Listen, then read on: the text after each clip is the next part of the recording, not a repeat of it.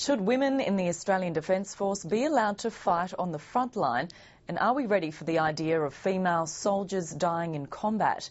28 Australian soldiers have been killed in Afghanistan, the latest death an Australian commando who was shot by insurgents earlier this week. During a recent trip to Afghanistan, reporter Michael Coggan spoke with Captain Maggie Nicholls, who was working in Tarin Kot as a public relations officer. He asked her about the dangers that she's faced on the job. We're in dangerous situations, we're prepared for that. Most jobs have a downside. A lot of people die at work in Australia in workplace accidents. You know, a lot of people die jaywalking. I'm here in Afghanistan on defence operations, so yes, there is that risk. The first time I went out, the vehicle in front of us, which is an Afghan National Army Humvee, hit an IED and exploded. Thankfully, there were very, very minor cuts and abrasions they sustained in that. The following day, Australian Bushmaster got hit.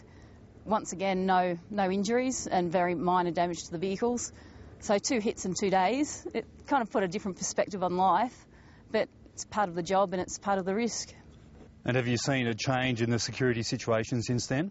It's been an amazing change, and it's such an exciting place to be at the moment because you're on that knife edge and you just don't know if it stays good, and all the security successes that's been gained over not only the last 8 months, but the foundations that have been set up by previous rotations. If we maintain that, Uruzgan's going to be a totally different place in the next 12 months. However, if the insurgents are able to regroup and attack and reform, it could go backwards. But it's a very exciting place to be at the moment. Now, you've been here in the midst of a new public debate in Australia about women being allowed to take on combat roles on the front line. Is it time that the ADF got to that point? There's many different arguments and many different cases for and against females in combat roles. I think our society has to be ready for it, and if we're discussing it, that's probably a sign that our society is not ready for it. It should just be a natural progression. Now, you've probably been as close to the front line as any other woman deployed here at the moment. Is that an enjoyable part of your job? It's part of the job. One of the interesting things is we don't see a front line. The TK base is not the front line for Uruzgan, nor is some of the other patrol bases, so there is actually no front line.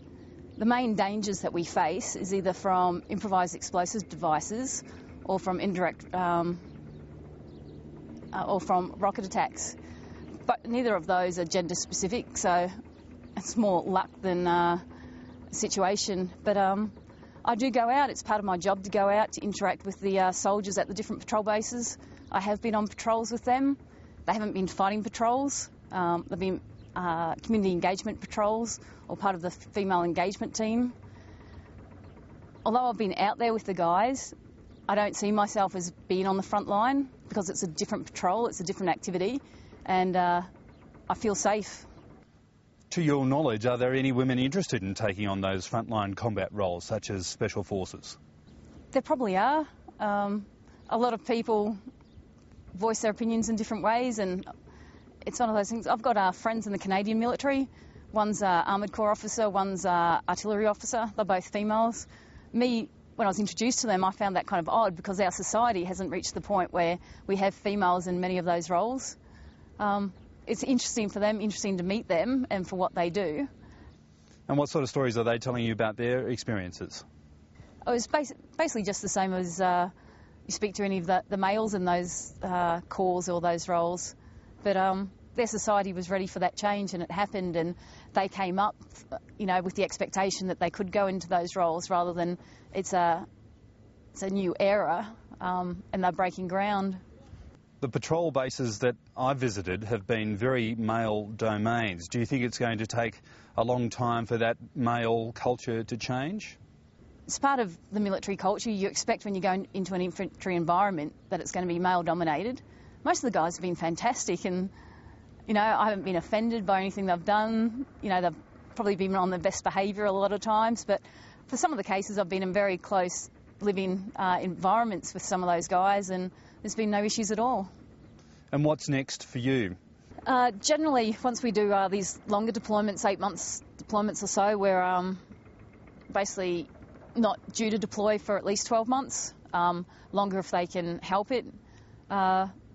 we'll see what happens. Obviously, I've got to make those decisions now. I've got a daughter. I've done 5 deployments in the last 6 years. Obviously, a lot of those have been small deployments, but we've got a lot of younger people coming through the ranks, and it's obviously time to give them an opportunity to gain some experience as well. You've obviously enjoyed it. I've got one of the best jobs in the military. I get to travel around the world, see Australian troops do their jobs and interact with the guys. It's a fantastic job.